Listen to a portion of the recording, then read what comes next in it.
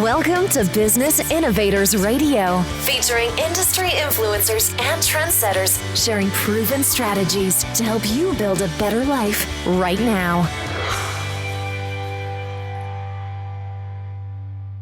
Hello and welcome to Business Innovators Radio. Luana Ribeira here, and with me today I have Katie Fields, who is the founder of Fearless CounSouling. Welcome, Katie. Thank you. So happy to be here with you today. So great to have you on. So first of all, I am loving this play on words. What does CounSouling actually mean? Well, after over a decade of being a mental health therapist, I have realized the importance of including the spiritual aspect, the soul, in wellness. And so CounSouling is a play on counseling to say that we actually need to access our soul to truly have wellness, which is mental health, physical health, emotional and relational health. So I just love that, the way that sounds, CounSouling, because our soul is a huge resource for our healing and our ability to connect well to the earth, each other, and this lifetime. It makes absolute perfect sense. So what brought you to that conclusion? Like, what were you seeing that you were thinking, right, I know what's missing here? What happened? What led you to this? I would say the Enneagram has led me to this. It's a personality typing system, which is pretty ancient. It's 9 types of personality, and it has a rich history. It's a way of understanding why you are the way you are and how you become the way you became. So I've always, since I was little, wondered, like, why do we do the things that we do? Why are people the way they are? And always had a vast curiousness about that.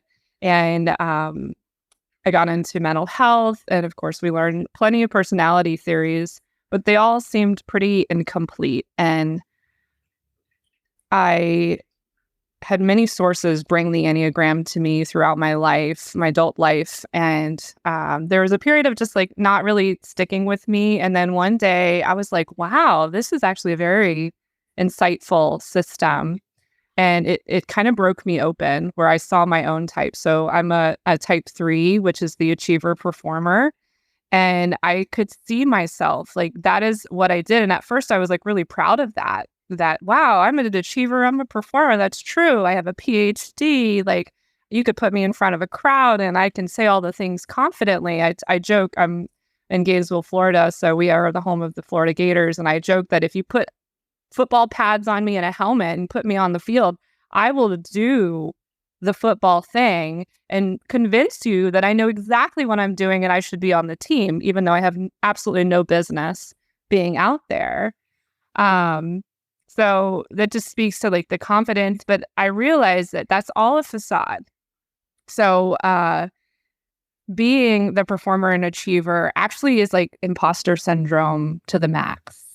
It's like pretending that you can do and be anything so that nobody sees the insecurities that are behind the facade. So inside, I was incredibly anxious, very insecure about who I was, how I presented myself out in the world. Like, I was ungrounded, and all of my relationships really felt surface and fake, performative. Like, I would see you and I would guess what you would want from me, and I would be able to show up that way. Like a chameleon, I would be one way with you and one way with them. And it was exhausting. And I had so much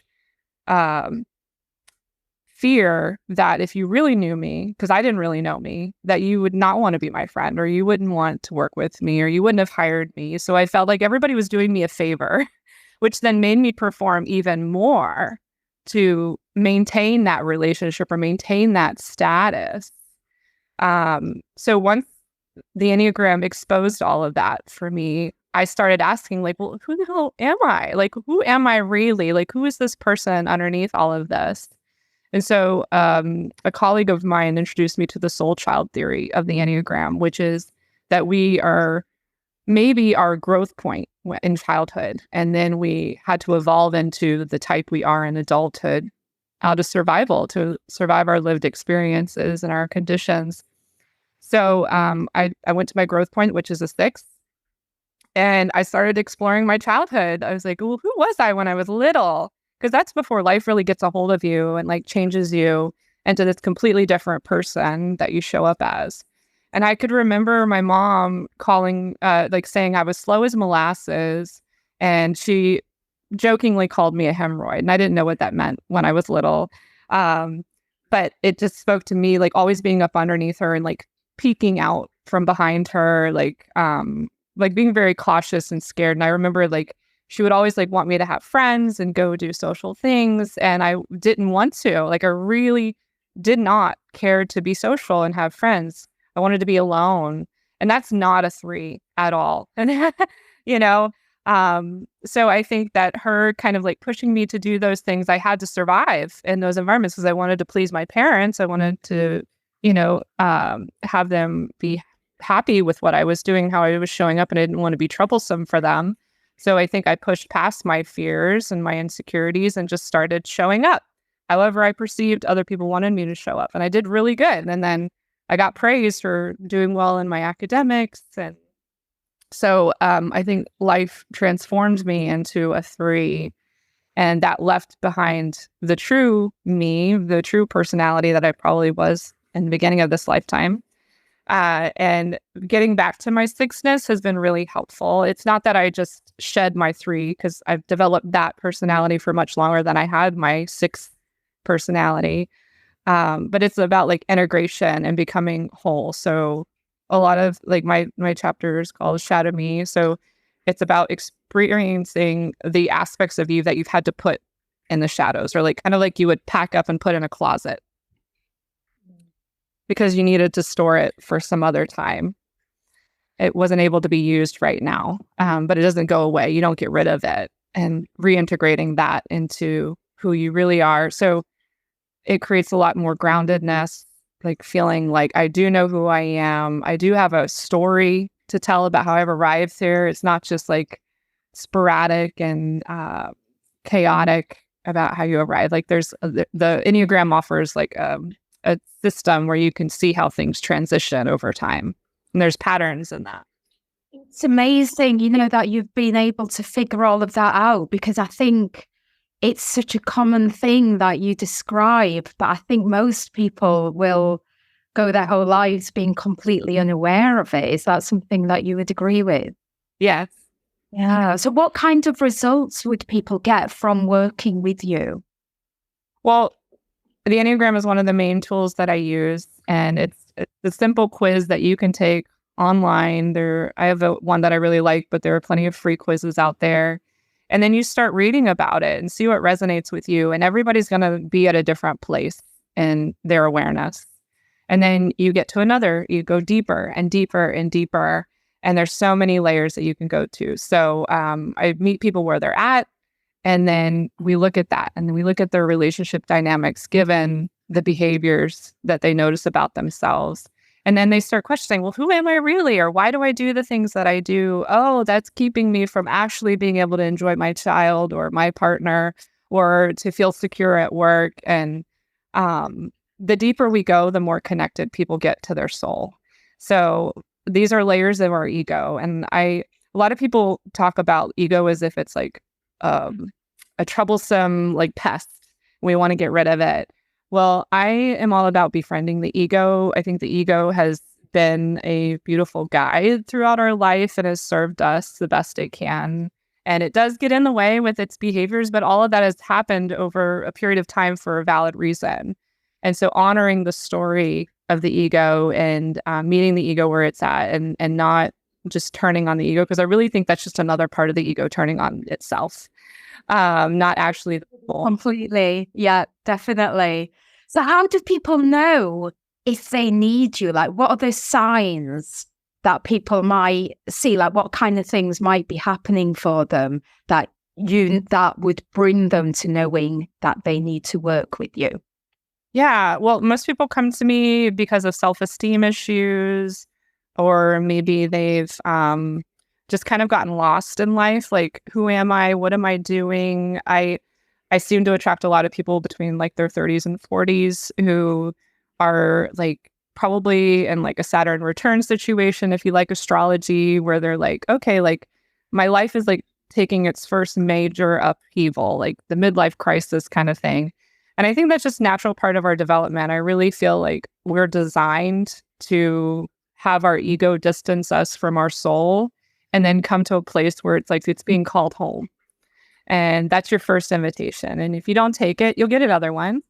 So people are like maybe transitioning jobs, or they're thinking about becoming parents, or they're really struggling with parenthood, or they're going through a divorce, or some major life upheaval, like loss of a parent, or, you know, the people I work with are mostly adults, but I do help people understand their children as well through their readings.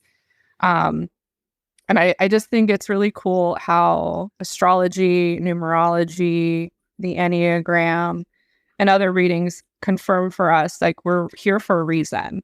Like, our way of experiencing life matters. We matter.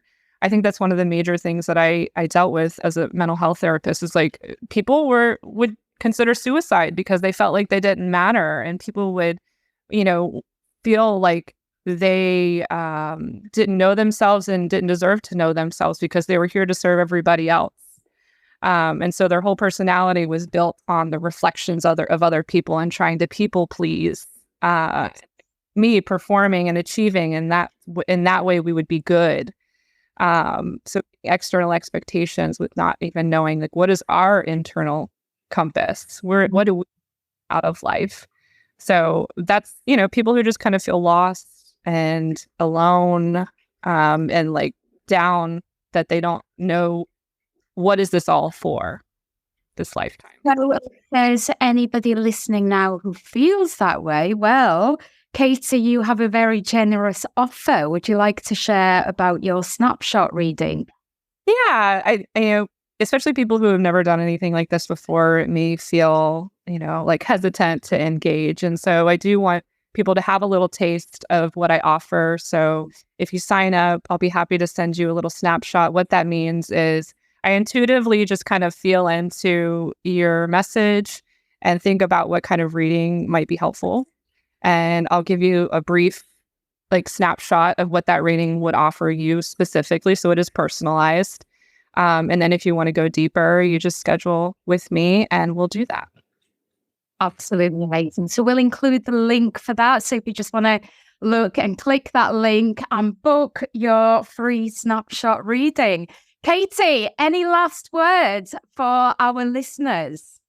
Yeah, what I like to tell people is, like, life is a playground. Like, we are here to learn, become, grow, explore. I think people take life very seriously, or they don't realize that there's a higher purpose and meaning to all of this, that we're being held by the universe. And that's what I want to communicate with Fearless CounSouling. Like, be fearless here. Like, the idea is to go all out and do all the things and be all the things. And I really love helping people learn to listen to their bodies, because your body is your vehicle for this experience. And if you could listen to it, you know exactly where to go and what to do. You have this whole internal wisdom once you connect to your soul. And I love helping people do that. They light up. They feel so much more involved and connected in their lives. And I want to help them achieve their goals, live their dreams. Absolutely amazing. Katie, thank you so much. You have been an absolute superstar. Everyone listening, head over to grab your free snapshot reading. And thanks for tuning in. Thank you.